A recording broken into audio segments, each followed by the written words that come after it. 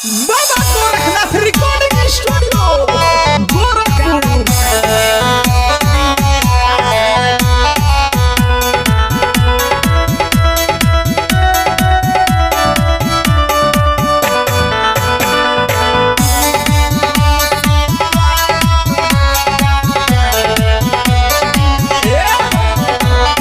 दिल में तू ही सांस बन के समाइल बाड़ू, हमरे खाती धरती पर तू आइल बाड़ू आइल बाड़ू आइल बाड़ू। एक करे जा सुना हो, दिल में तू ही सांस बन के समाइल बाड़ू, हमरे खाती धरती पर तू आइल बाड़ू आइल बाड़ू आइल बाड़ू।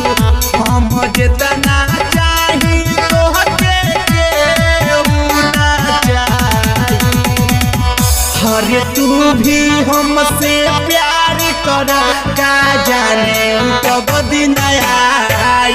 हरे तू भी हमसे प्यार कर का जाने कब दिन आई। तू भी हमसे प्यार कर का जाने कब दिन आई।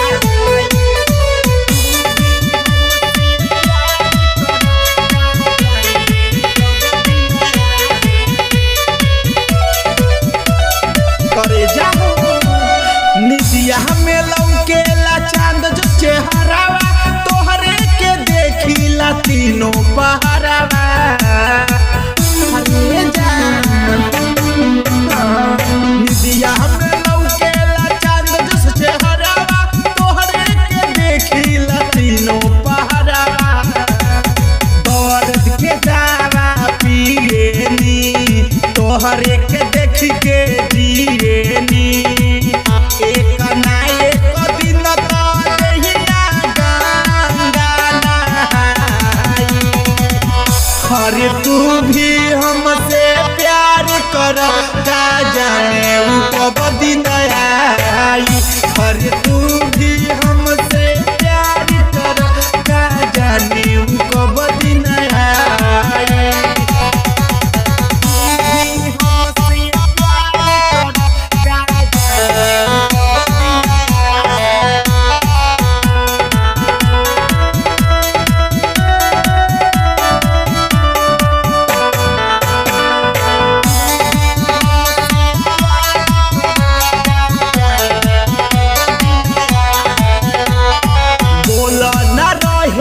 कैसे हमरा बिना निको ना लागता अब कहीं ना।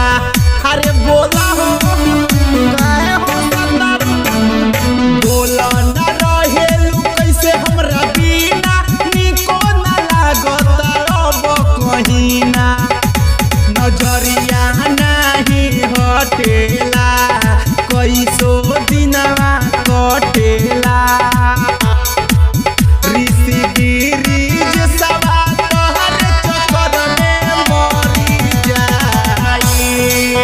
हरे तू भी हमसे प्यार कर का जाने कब दिन आई। हरे तू भी हमसे प्यार कर का जाने कब दिन आई।